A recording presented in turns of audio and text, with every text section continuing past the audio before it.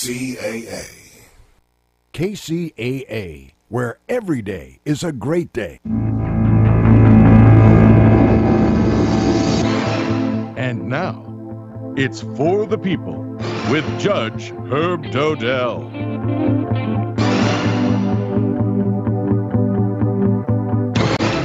Well, good afternoon, ladies and gentlemen. We have on deck potentially a very exciting show. We have a guest today, a national person. I'm going to interview Roger Stone. Let's hope. Well, let's hope. Well, he's not supporting anybody for running at the moment. So I want to mention to start that I've said it many, many times. I'm not political about any of this. And for us that have taken the responsibility of being on the bench, politics should make no difference to us whatsoever, at all. No. I agree. And to me, it never did. But a lot of people, when they're getting ready to vote, because tomorrow's election day, politics should matter. And they should know exactly what's going on and who's doing what to whom, because it makes a difference when you deal with character. And so one of the things I want to talk to Roger about today is, how did the president get elected?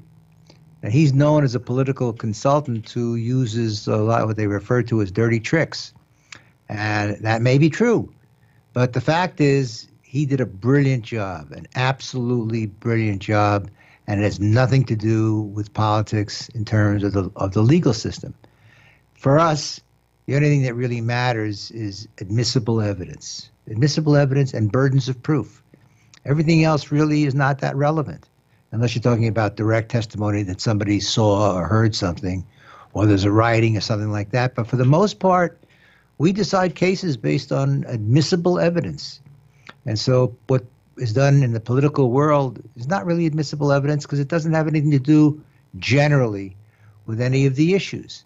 So I'm going to talk to him about a lot of interesting things, I hope. Yes. If he calls at 4:30. Well, I think he will. We just have to get him on the phone. He's aware. I spoke to him earlier today. Well, and he knows that we are going to call him at 4:30 p.m. What do you think I should ask him?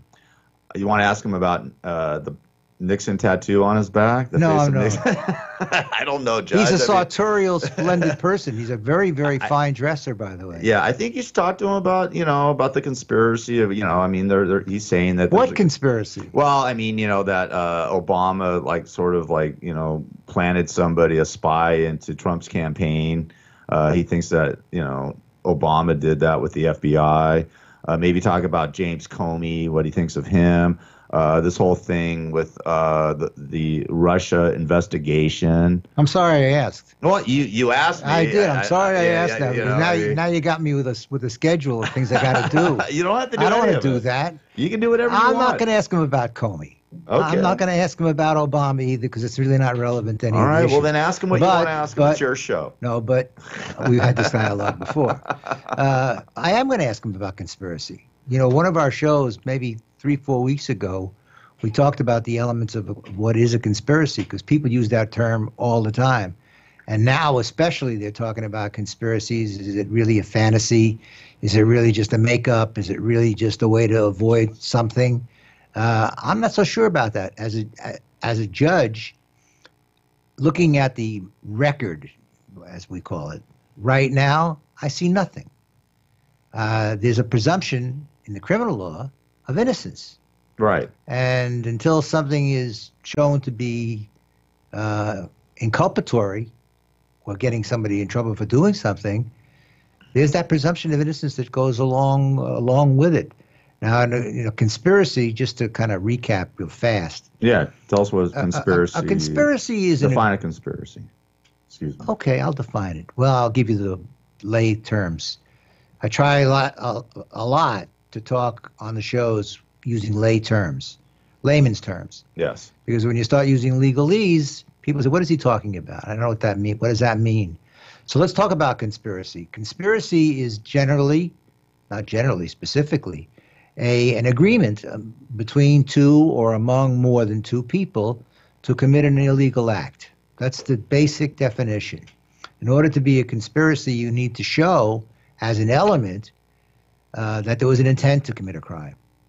And in many states, including the federal government, there's a third element, and that third element is called an overt act. An overt act is some event, something that happened, which goes in furtherance of that conspiratorial plan. And that's what comprises a conspiracy. You need more than two people, and you have to be committing a criminal act. So the real question is, what's the criminal act that they're talking about in this case, in the Trump campaign and in the election? Was doing some of the things that I know that they did because I read it in this book. Was that really part of a conspiracy, or was that just good political practices? What's the difference? You know, Machiavelli said, you know, the end justifies the means. Yeah. And the bottom line is they did it. And I've said it before, maybe even mentioned it a few minutes ago, either talking to you or even on the air. I think they did a brilliant job. Yeah, absolutely brilliant. They got elected. Yeah, because they knew what they were doing. Yeah. And the guy behind doing it was the guy we're going to talk to, hopefully. One of them. So, yeah, well, one of the no, guys. I would say he's a major player because, according to his book, he was talking to Trump about running for president in 1988. Yes. And that's his year that he put it to. And it's consistent with something somebody told me that Trump has been saying for a long time. He wanted to be president. So that they planned this a long while ago, and Stone was in it until sometime in 2015, at least in front. Yes. Behind, I'm sure he was in it a lot longer than that. So I want to talk to him about what he thinks supports a conspiracy, what circumstantial evidence has been developed so far, because they don't have any direct evidence that I know of. And I've heard people say, well, if they had something, and it was really the smoking gun, we'd have heard about it by now. You think so? No, I don't. No, I think Mueller's still. I think he's keeping his cards close to his. I think he's biting his tongue, wanting to say something, but you know he is. You know. Well, he is. you know, prosecutors having come from the prosecutor's office and having been a prosecutor myself, you don't give away the ship. Yeah. You know, you give only what you got to give them. And there are laws, one called Brady versus Maryland, that says the prosecution must give you the evidence to support a complaint, but there's no complaint. Right now, it's an investigation. Mm-hmm. And whatever they're discovering, whatever it is, they're not talking about it. Let me ask you a question. You know, because Rudy Giuliani's going on all these talk shows, and even Trump's lawyers are saying that Trump doesn't need to submit to a subpoena. First of all, tell us what a subpoena is, and tell us, do you think Trump has to, or I mean, that's a good question. That was a very good question. Thank you. Once in a while. No, more often than not. The reality is a subpoena is an order. It comes either in a civil or a criminal case, which orders the person being served with the subpoena to show up at a particular time and place to have testimony taken. And a subpoena ducis tecum, that's the technical word for it, means that they have to come with documents, and the documents are all outlined in the subpoena. Usually it's an attachment to the subpoena. Exhibit A, bring all of these documents. Do I think he's ever going to testify or voluntarily submit to a statement with Mueller? I think the chances are slim and none. Can it, like the president? I'm not saying about if he gets subpoenaed. That's a different story. Well, a president can probably try to skip it, but can a regular person, or if a regular person gets subpoenaed, do they have to show up in court? What happens if they don't show up in court? It's called a contempt of court. So they're contempt of court, and they go to jail. They go to jail until they decide to comply. Wow. And that could be, they could sit it out a long time while they're debating what it really means. But as far as the subpoena itself is concerned, yeah, you're supposed to show up. You have to show up. He will probably show up if he's subpoenaed. The real question is a practical one. Does Mueller want to subpoena him? He probably figures at some point when there's a final, I'm not going to show up on my own, they may do that. Now, there are two very important cases. One is the Nixon case, which ordered the president to disclose all these documents. And I'll tell you about the second one right after the break. Okay, it's For the People with Judge Herb Dodell. You have any questions for him? You can always email him. Yes. AskJudgeHerb@gmail.com. The judge will be right back.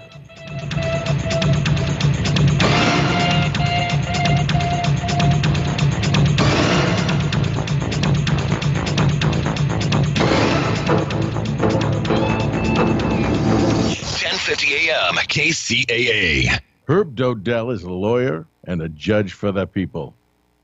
Having served as a Superior Court judge, presiding over more than 9,000 cases, he has witnessed firsthand how complicated and corrupt the legal system can be. His goal is to show how things really work in the legal system so that people can navigate the legal system in the best way for them. Many people often feel marginalized by the legal system and are uninformed about how to proceed when unfortunate circumstances arise in their life. Judge Herb will pull back the curtain, lift the veil, so people can truly understand their rights, have access to top legal personnel that they can trust, and have knowledge about how things work so they can make better choices. Judge Herb isn't just knowledgeable.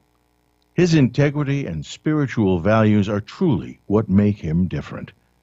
He cares about democratizing access and information for all and desires to turn on the light so the people, you, can benefit. For more information, email the judge at askjudgeherb@gmail.com. That's askjudgeherb@gmail.com.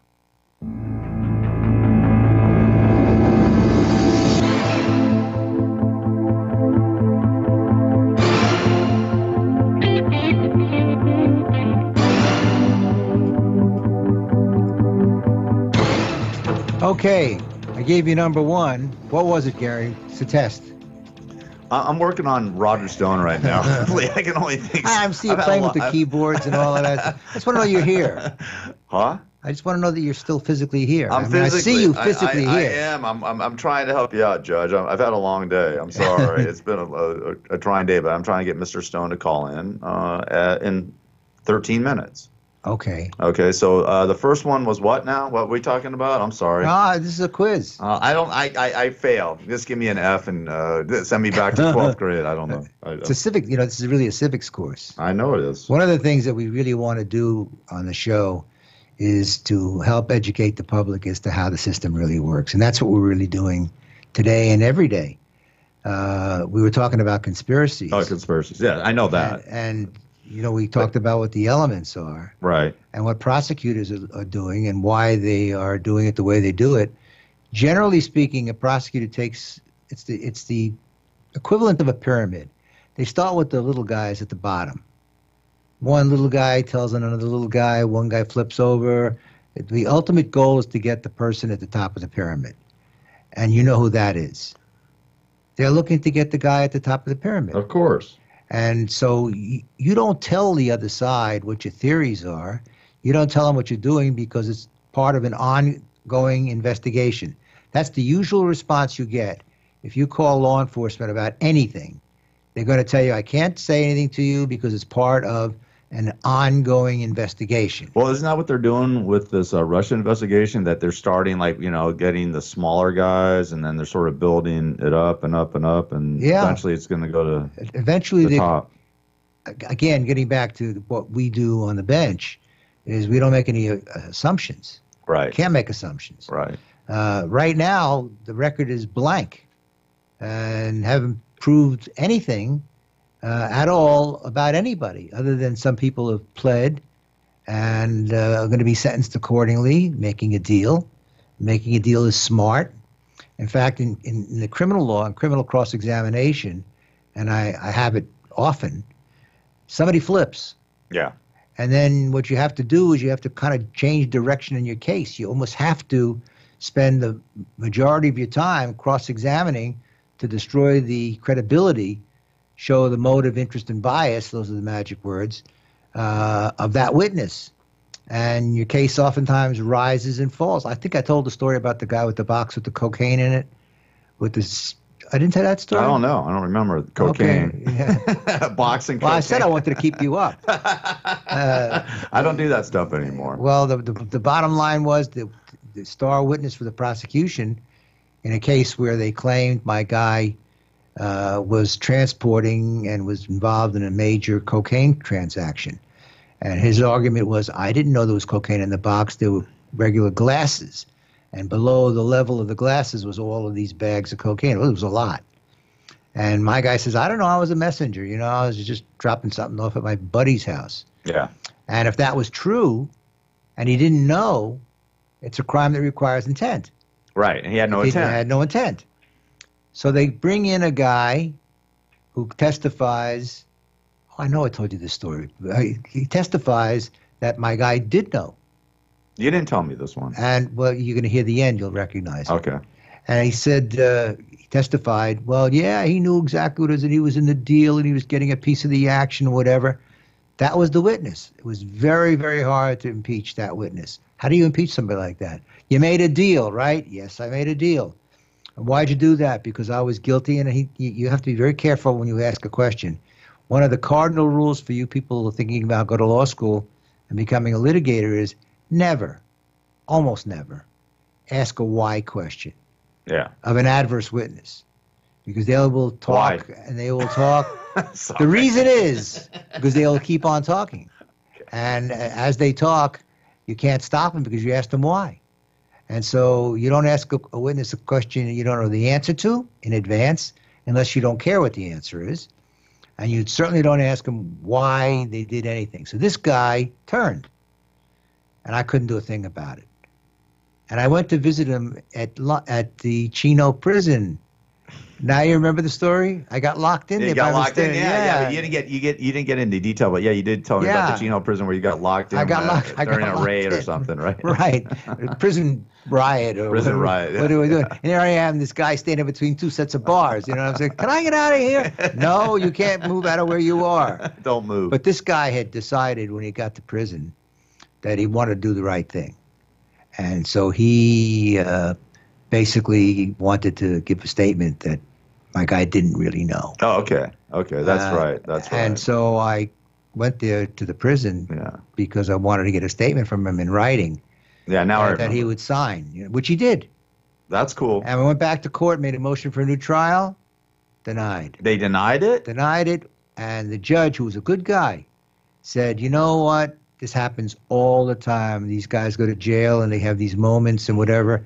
If I granted every case a motion for a new trial, we'd be retrying case after case after case. And I'm not saying he's telling the truth or he's not, but I'm denying the motion. Wow. And so my guy ended up fighting fires in Northern California. That's where my guy was. How many years? You know, I don't really remember. Not that much. I think he did a year. That's it, huh? I think he did a year. That's not bad. He had no prior record. Okay. And the evidence was couldn't do much about it. And you weren't going to appeal if it was just going to be a couple of years, right? Did you ever think about appealing that? You appeal sometimes for even when you don't get time. Oh, yeah? Okay. Just for the conviction, I guess. Well, appeals are a very cautious thing. Yeah. 20% of the appeals got granted. That's what statistics say, 20%. Yeah. And you really have to show a whole lot to get a case reversed. In fact, I was thinking about it as I was coming in the car, that much of what we do from the bench are discretionary calls. And if you're motivated by political considerations and your discretionary calls are because it fits in with a political philosophy or an agenda, something like that, you're not doing your job. And so the bottom line is, unless an appellant, that's the person filing an appeal, can show that the judge abused his or her discretion, acted arbitrarily, capriciously, no basis for it, whatever, those stick. Yeah. Rubber stamps oftentimes don't get touched because they say the judge saw it this way. We weren't there for the trial. He or she was. They tried the case. They knew what the issues were. We can't look at the entire record, so therefore we don't know. And unless you can show that this was really an abuse, it sticks. Yeah. So appeals on discretionary calls are not worth the time and the money, except to the lawyers. So what do you think is going to happen with this whole Russia investigation? Do you think there's any smoke there, or do you think the jury's still out? I mean, Donald Personally? Trump, yeah, Donald Trump keeps on saying that it's it's all BS. He says it's a witch hunt. Yeah, it's a witch hunt. I don't know if they found any witches, though. I'm not sure yet. They had a couple. And I saw somebody on a broom the other day. The reality is I have no comment because I don't know where they're going. I don't know what they have. My guess is, if I'm going to guess, I shouldn't really guess. Yeah. Well, you're a judge. You shouldn't guess. I shouldn't guess, but there are certain assumptions that you can make. Yeah. Based on what you do have. There's a lot of. It seems like there's just a lot of rhetoric and. It's going on a long time. Yeah, with no payoff. Yeah, I mean it's going. How many millions of dollars? $17 million so far. 17 million. I was wondering. Yeah, I heard it on Fox News. Really? 17 Where else would you hear it? Well, I don't exactly. But I am fair and balanced. Yeah. No, I know. So I know. I'm just saying I'm kind of quoting from Fox. Fair and balanced. I am fair and balanced. You are. You're watching Fox. I mean. But I watch a lot of them. Do you? Even though I'm not political and it never influences me in a decision that I make, I'm fascinated by what's going on. Yeah, who isn't? Absolutely fascinated. It's weird, Judge, because there's so many good things. The economy's rolling, and we're going to meet with North Korea, and all this stuff's going on, and then all of a sudden we have this thing just hanging over our country. Well, it's kind of interesting if you look at it analytically. The fact that things are going really well, the economy is booming, the unemployment is low, we're getting more respect in the world, even though some people don't like the way it's being done. That's being overshadowed by all of this play on the personal life. They're losing the benefit. Our present president is losing the benefit of all the good things that has been done because there is a side issue. On the other hand, as Tevi would say, it's a way of deflecting or distracting people from issues that you don't want to talk about. Yeah. And so it's really a balancing act as to how far you want to go.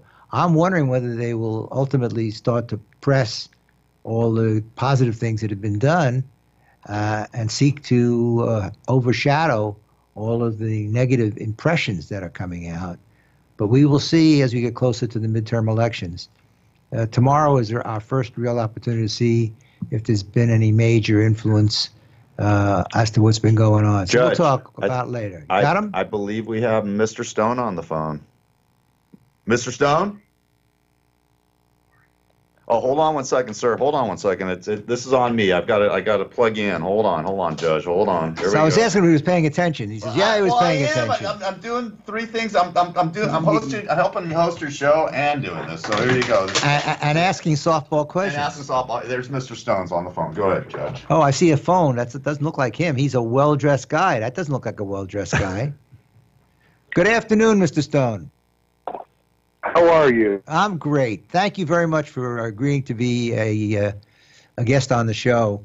I don't know what you know about our show, but it's basically to help the public navigate through the legal system and know a little bit how things work from the inside. I've been practicing for over 50 years, and I've been on the bench now for this is my 10th year. So I have some wonderful questions to ask you. Your book is terrific, by the way. The book is called Stone's Rules. And the first question I guess I want to ask you is, what are the rules? Well, take this book like Machiavelli's The Prince, or Sun Tzu's The Art of War, or even Robert Greene's 48 Rules of Power. I want to sit down and write a book that were kind of like the guidelines, the maxims, the lessons that I learned in a 40-year period in the arena. And it's, even though I'm in politics, this isn't really a political book in the sense that it doesn't really matter whether you're a Democrat or a Republican or a liberal or a conservative or a progressive or a libertarian, or maybe you're not even into politics at all. Maybe you're not interested. The rules in this book, I still think, can help you navigate whatever occupation you're in.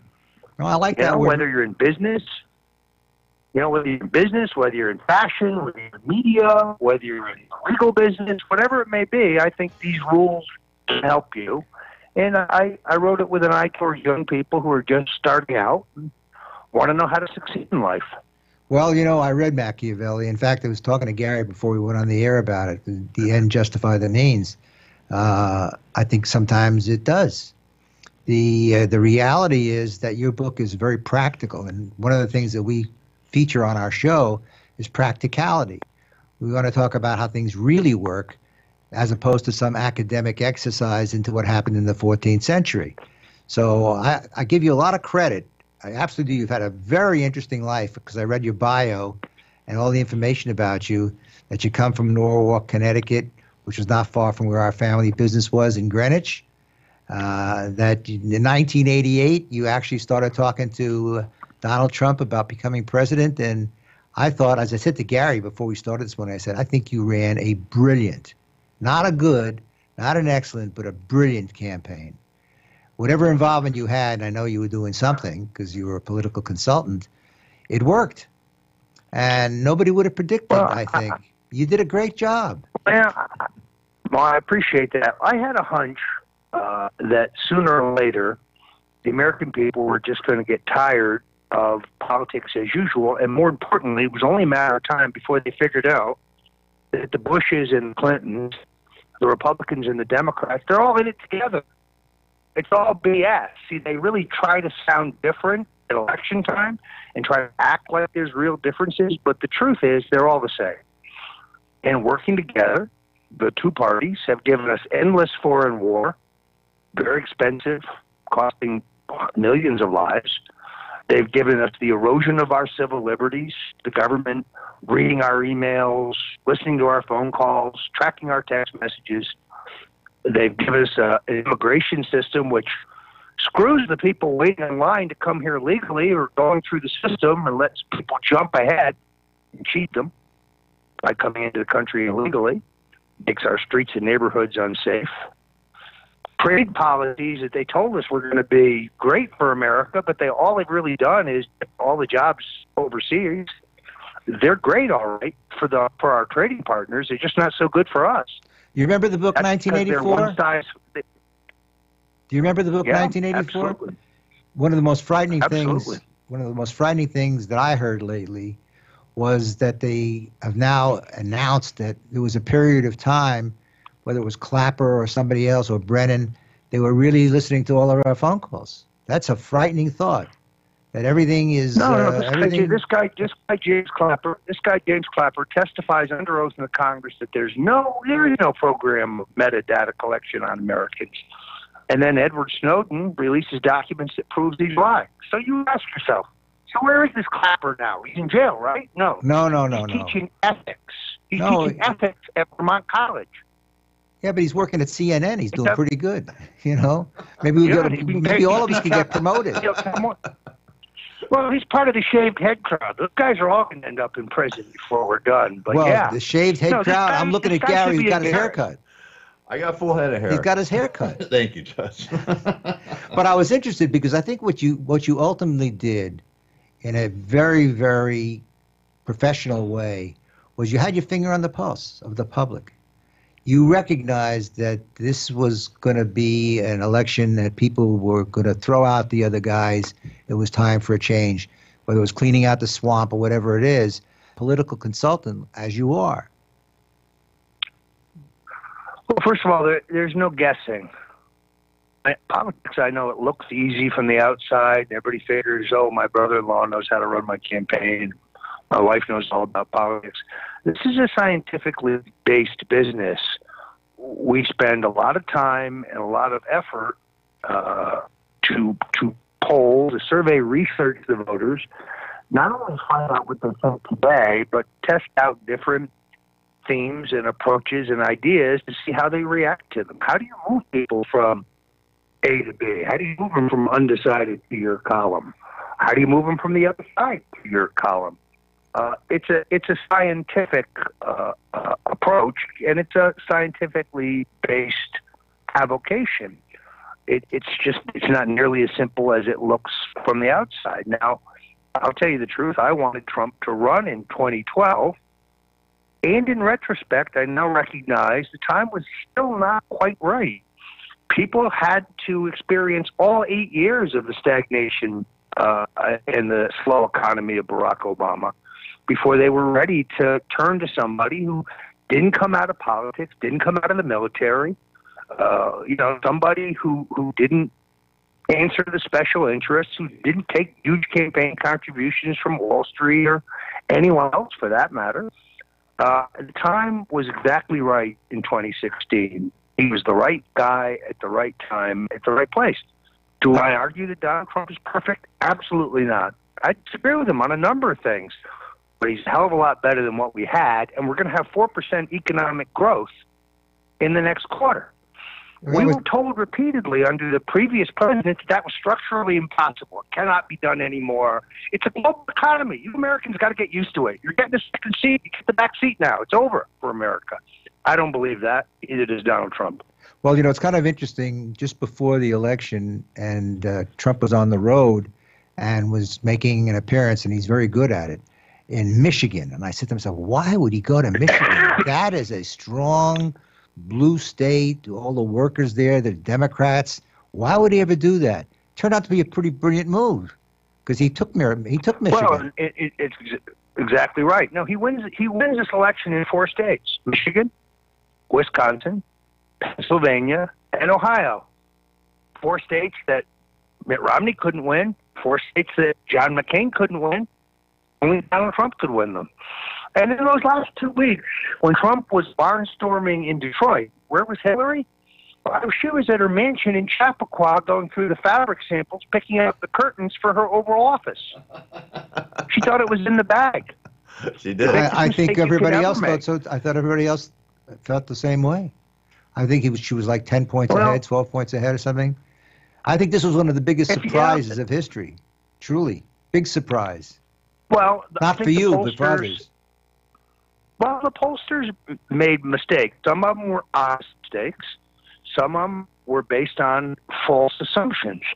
For example, Hillary Clinton will do just as well among black voters as Barack Obama did. Never a chance of that. Zero chance of that. I'll tell you how Trump carried Michigan. It's really simple. He got 14,000 more votes in the city of Detroit in the black precincts than Mitt Romney got. And he carried the whole state of Michigan by 10,000 votes. There you have it. Black people in Michigan elected Donald Trump. It's just a historical fact. Oh, I never thought of that. No. That's interesting. That is interesting. But I want to ask you a kind of... Now, that's not to say that Trump carried those precincts. He didn't, but he got 14,000 more votes than Romney did, and that was enough to put him over the top. I was saying to Gary before we went on that I'm really apolitical as a bench officer. Politics is never involved in anything that I ever decide. I only decide cases based on admissible evidence and carrying of the burden of proof and things like that. So when I ask questions of people, it's more of an inquisitive way for me to find out things because I'm interested. So I'm going to ask you a tough question. I don't know how tough it is. Sure. Do you believe that there's a conspiracy out there to dump Trump? Oh, I don't think there's any question about it. Why do you think so? Well, first of all, we've spent $17 million in 2 years trying to find the Russian collusion. Where is it? I'm not seeing it. I do know this, that the FBI and the Department of Justice used a dossier which they knew was fabricated to justify the use of a FISA warrant to conduct surveillance on the Trump campaign, including Roger J. Stone. And that under the FISA law, a U.S. citizen can only be surveilled if they're engaged in espionage on behalf of a foreign power against the United States. And we now know that the FBI had infiltrated Trump's campaign. Now, as you may know, I worked for Richard Nixon. What did he go down for again? Spying on the Democrats and infiltrating through bugging devices and infiltrating their campaigns with spies. Here's the difference. His misguided people used private citizens to do it. Obama used the federal government, the authority and the capability of the state to spy on one of the 2 major party candidates for president. So I believe the current special counsel's operation is an attempt to undo what they couldn't do at the ballot box. Who's behind it? They have no evidence of a crime. Who's behind this conspiracy? Now, there were interests in Washington that were adversely affected by Trump's election, for sure. They sure are interested in seeing him go bye-bye. There's no question about that. Do you think that there's a group that's behind this that has concocted things like Stormy Daniels? Stormy Daniels. Permanent. Well, put her aside. That's a I don't want to put her aside. Okay. Gary said he liked her when she was younger. She was okay, hot. you know what? The president probably got it on with her. Guess what? The voters don't care. They don't. They don't You're care. right. They have money in their pocket. They don't care. You're absolutely right. And by the way, if we're going to get into it, at least whatever Trump did with her was consensual. Bill Clinton raped 26 women. Read my book, The Clinton War on Women. I interviewed all of them. That's violence against women. That's violent assault and rape. I'm not talking about Bill's indiscretions. I'm not talking about his infidelities or his girlfriends. I could care less. But when you bite through their upper lip like you did with Juanita Broaddrick, now you're talking about a criminal. So I think that there's a permanent party establishment. It's in both parties. It infects your intelligence agencies. It infects the government. Put it this way. How could the same guy who was Secretary of Defense for George W. Bush also be the Secretary of Defense for Barack Obama? Does that make any sense? I thought they were different. I thought they had different philosophies, different parties. There's one permanent government. You can call them the deep state. Dwight Eisenhower called them the military-industrial complex. Parties change, personnel changes at the White House, but the policies remain the same. And Trump, I think, came along and busted all that up, which is why they're so desperate to get rid of him. Oh, they're desperate to get rid of him. No question about that. And I think, just a personal aside, and I've said this before, I think this whole Stormy Daniels thing is nothing more than a way to go after Trump and get him where they perceive him to be the weakest. It's ridiculous, to tell you the truth. I don't think much of that lawsuit. I've said that before. And what's interesting, you know what's most interesting? Is theoretically, I guess, the voters who should object to this most would be evangelical Christians, right? He has an 89% approval voting among those people. They don't care. They just don't care. You're right. You're right about that. What they've done is they've basically said, we take him with his flaws and all of that, but he's pushing our agenda. And so they're more interested in the agenda than they are in who he is, and as fallible as he may be. The fact of the matter, there's a group out there somewhere. I'd just like to know who it is. You got any idea? Yeah, you can name them.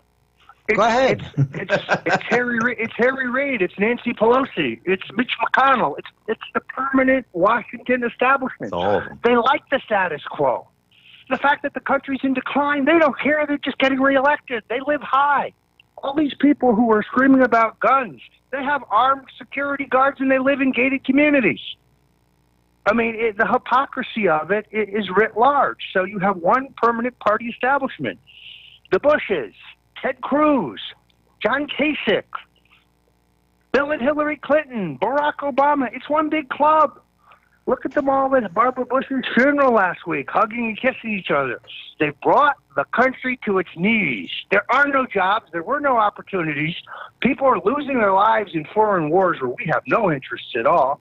And these people are celebrating because they get to live high. They get their privileges. Let me ask you one question. They continue in public office. I'm sorry to interrupt you because we're running out of time, but I want to ask you one question. Assume for the moment that they discover that there was business dealings between the Russians and representatives of President Trump. Do you think that that would constitute some kind of collusion? Well, there'd be a lot of questions. First of all, when? Are you asking me 15 years ago, did he sell luxury apartments to wealthy Russians at inflated prices that they paid too much for? You bet. Absolutely. I like the way you categorize that. That's pretty good. I'm talking about in terms of the campaign, because that seems to raise a smell question. I mean, in all honesty, in my business, we don't answer hypothetical questions. If we find out that Barack Obama was giving guns to ISIS, should he be impeached? The hypothetical question. Okay, that's a great answer. You should be a lawyer. If that had happened, we know it by now because Mueller leaks everything he has, and you know what he has? Nothing. That's what he's got. Well, first of all, let me thank you, Roger, for taking the time to visit with us today. You've been very informed. I've actually learned some things today that I didn't know before, and it's an interesting perspective that I think people should consider. Your book is very, very good. I recommend that people read it. It tells you all about it. It's called Stone's Rules. And if you want to, if you're on the plane and you have nothing else to do, you can read my book, which is called From the Trench to the Bench, Navigating the Legal System and Finding Your Spiritual Path Along the Way. And it's been a pleasure talking with you. Thank you very much for giving us that great insight. Well, this was a great interview, and I appreciate it, fellas. I really do. It was terrific, and good luck to you. Many thanks. Thank you, Mr. Stone. Appreciate it very much. Bye, Thank Roger. you so much. Appreciate it. All right. That was the great Roger Stone. The great Roger Stone. The great Roger Stone, because that was awesome, huh, Judge? I thought it was very good. He did a good job. No, well, I just have to fumble through it. You did fumble through it. You did a great job. It was cool. It's fascinating, and he's right about the establishment, man. As far as I'm concerned, they're all a bunch of crooks. I agree with him on some of that, too, because there's always a group that's on the outside wanting to get on the inside, and the people on the inside want to make sure that they don't get in. And so this goes on over, and he's right. It doesn't matter whether you're a Democrat or you're a Republican. It happens all the time. All the time. I don't think the argument that this is a witch hunt is really so far-fetched. Listen, the bottom line is they all want to get reelected and live their little cozy-ass lives. Right? I wouldn't describe it that way. Well, I would. All right. We got to take a break, Judge. For the people of Judge Herb Dodell, we'll be back with more from the Judge right after this. NBC Talk Radio, 1050 AM, KCAA. Did you ever meet a lawyer that was for the people? Someone who had the best interests of the people at heart? Herb Dodell has been a lawyer for more than 50 years and has been a Superior Court judge for 9 years, having presided over more than 9,000 cases. In this show, he will reveal the secrets of how things really work in the legal system, so you can maximize your position and benefit most when you're in trouble and need someone on your side to simplify the process for you. For more information, email the judge at askjudgeherb@gmail.com. That's askjudgeherb@gmail.com.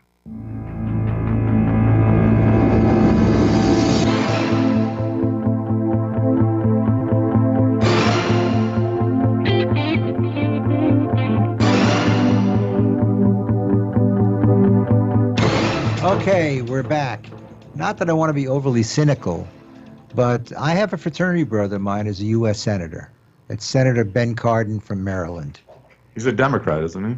He's a Democrat. Yeah. And for me personally, sometimes I agree with the Democrats, sometimes I agree with the Republicans. I'm not affiliated to any degree with any particular group. But Ben and Myrna Cardin have lived in the same little house, because I've had dinner there, in the same place for many, many years, been married 50 years. He does not fit the mold that Roger Stone presented. This is a guy that was never in it for the money. I've known him for 50 years, and he's in it for the right reasons. So I can't say or believe that he'd be involved in any kind of conspiracy. So I guess it's not universal. No, and by the way, my computer's blowing up after the phone call. I mean, literally, like, it's freaking out. What does that mean? If you're hearing if you're hearing the noise in the background, that's all I'm saying. I don't know. I just hear kind of an echo. But the point is, there's good and bad, and it's a matter of degree. Of course. And he's right about the evangelicals, because they now made a value judgment that one is better for them, and they could put this whatever personal feelings they have on the side. And there are a lot of congressmen and senators and state representatives and people on school boards and whatever who are doing it for the right reason. They're not all bad. And not everybody's trying to throw out the old guys. There's some. And I agree that some of these political people who he identified are in it for their own self-gratification and probably for whatever else goes along with the job. But not everybody. Some, yes. The same thing with the judges. Now, I've known some judges who I thought were awful. Yeah. Absolutely awful. And how did they get the job? They couldn't make a living on their own, and they knew somebody, or they were willing to spend money on a political campaign. Doesn't make them great judges. And there's some fabulous judges who will work until midnight every night. My friend Judge Cato will stay up all night looking at documents because he's got to make a decision. And he takes it very carefully, and he takes it very personally. And there's a guy that's in it for the right reason, too. So I don't want to be too overly cynical about who's in politics. Well, it's not everybody, Judge, but I mean, they're these people are lifetime politicians. They're professional politicians. I think that's what Mr. Stone was talking about. he even mentioned Mitch McConnell, you know, and in the same breath as Harry Reid, that they're in it together. I do believe that. I think there are a certain type of mentality out there in Washington. Listen, nothing gets done. I mean, all they do is feed off of our taxpayer dollars, and we reelect them, and they get the cush jobs. Nothing gets done. And I do believe that there is some sort of big political conspiracy going on. See, I personally think that this whole Stormy Daniels thing was created for the purpose of throwing rocks at Trump, or to find something, or to get Cohen to flip, or whatever it is. That's what this lawsuit is about, in my opinion. I don't know enough about the facts, but I know enough about the law, and I read the briefs, and it seems to me that somebody wants to get to somebody else, and this is the way that they've chosen to do it, plus the personal attention that the lawyer's getting. Yeah, why do we even care about Stormy Daniels? I don't. I mean, who cares about him having sex with Stormy Daniels? And I mean, is it because the payoff, Michael Cohen paid her off? That's the whole basis of it? I was going to ask Stone if he thought that paying off a witness or paying off somebody who could do you some damage in terms of an image would be okay. I didn't get to ask him that question, but I wanted to. I was going to. And he seems pretty reasonable. He does. You know what? I was very surprised. I didn't know much about him other than what I've been reading and hearing, and I looked at his book. I think he makes some very good, valid points on some things. Not all things. Well, I don't agree with everything he says. Of course not. But certainly he makes a valid point about some of the things that he's raised. We are in a political struggle, and this is nothing new. Machiavelli may have been right. He's not around these days, so we can't ask him. Well, he may be. He looked a little like you, right? You know that? With my haircut? I saw it with the haircut. The haircut's changed the whole image. I'm looking at a guy. I'm saying, who's this guy sitting across here? Do I look better or worse? I think you look good. You look nice and clean cut. Yeah. Somebody told me I look 10 years younger. So you do. So, do I? So yeah, you do. So I look 46 instead of 56. You know, if we could figure out if hair did it, I'd be out at Bosley or something. You know, hair doesn't do it. Sometimes it does. Sometimes it doesn't. But anyways, maybe. But you did a great job with talking to Mr. Stone and his book Stone Rules. By the way, he didn't mention it, but Facebook has barred his book from being advertised on there. Oh, is that right? Yes. Why? Well, of course. I mean, he's controversial. Controversial is what we're all about in this country. I know, but that's what he told me. I interviewed him on my Controlled Chaos radio show a couple weeks ago. Did it make it more controlled? It was out of control as normal, my show. But he did tell me that his book is not available on, I guess, on Amazon or anything. You got to go to his website, Stone Rules. I think it's Stone Rules. Just look up, Roger Stone, and you can find the book and things like that. I was going to ask him about the tattoo that he has of Nixon on his back. No, you weren't. You told me that. I told you to do it. You did it. I thought it would change the tone of the interview. You're a judge. I mean, I'm a goofball. You're a judge. You have different questions to ask. You asked some really pertinent questions, and I thought that was very cool. And who's behind the conspiracy? I thought that was very cool. You'll notice how he dodged the one question about the conspiracy. Yeah. He dodged it. He wouldn't answer that question. Oh, I think about the Russia thing. I'm not sure which question it was, but he didn't answer it. He absolutely. He said, absolutely did. we don't talk about hypotheticals. Right. That's what he said. That's what he said. So, but that's what we do in court. Many cases are built on hypothetical questions. Really? Every expert is asked, I want you to assume this. I want you to assume this. And you could read. I've read hypotheticals that took me 20 minutes to read the hypothetical question. You read it. Really? And then you say, based on these hypothetical, what is your opinion? And they give you the opinion. Oh, yeah, the opinion is such and such and such and such. The cross-examination, for those of you who are interested in litigation, is basically, if this fact came out and that fact came out and it wasn't true, that means the hypothetical fails, right? Right. Yeah, if the hypothetical fails, doesn't that mean that the opinion at the end of the day fails? That's the same as circumstantial evidence. If you've got a chain of circumstantial evidence and a couple of things fall out, the conclusion falls out too. And that's what good lawyers will do, good cross-examinations, just to knock holes in some of the story. You don't have to knock it into all of it. Just get some of the foundational things out of the way so you can argue that the conclusion is not supported by a completely solid hypothetical circumstance. I didn't know you could do that in court. Yes, you can. In fact, you do. That's what you do. With experts, you do that all the time. That's litigation 101. Okay. When I teach kids or young lawyers, at how to try a case, I make sure to tell them, get that hypothetical, because the importance of the hypothetical is not that you need to read it all. It's just the jury is hearing it like it's a closing argument. They're assuming that what you're saying, assume that the light was red, assume the defendant was traveling at 40 miles an hour, assume that such and such happened and whatever it is. What's your conclusion? Well, what has the jury heard? They heard your closing argument. Right. As long as you can support all of the facts in the hypothetical. If you can't, you look pretty stupid. You do. That's when people, they puff up the game. And what happens is when they do that, it affects the outcome. I had a guy who testified about facts which turned out to be not true. And what do you think I did in the closing argument?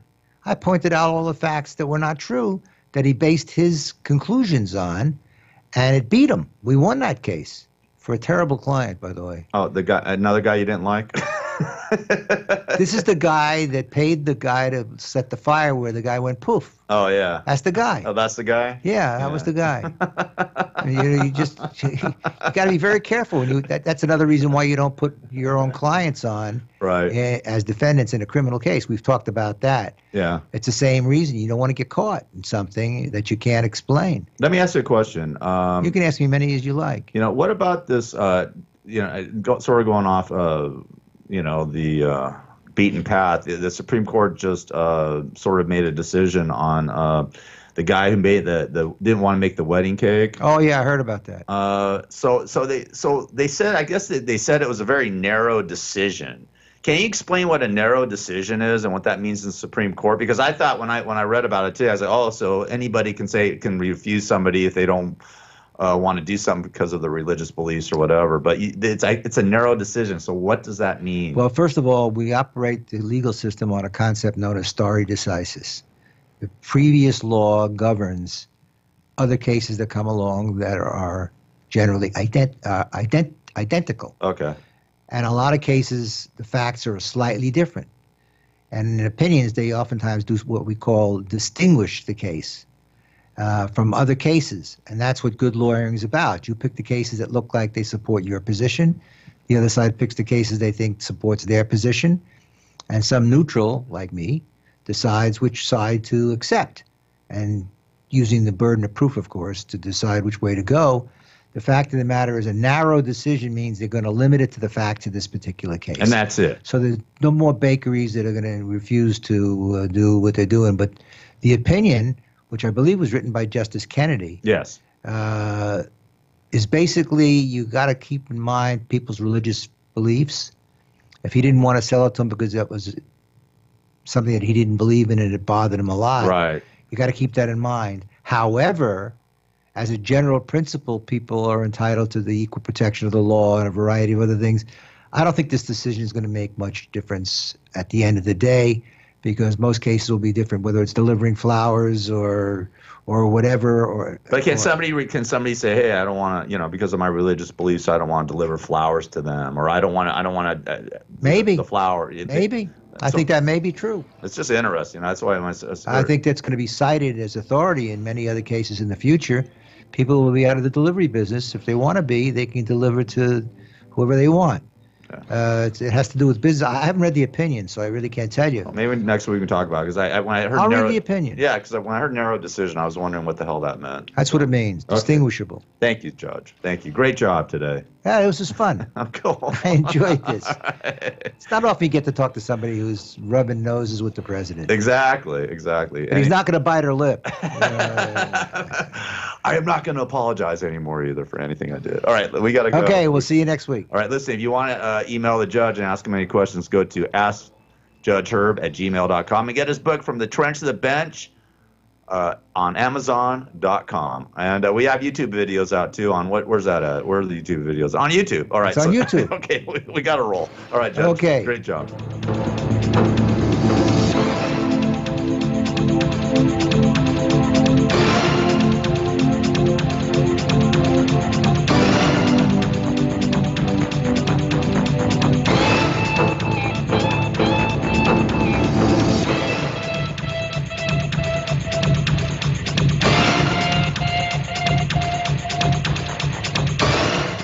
KCAA Loma Linda, 1050 AM, 106.5 FM, and now 102.3 FM.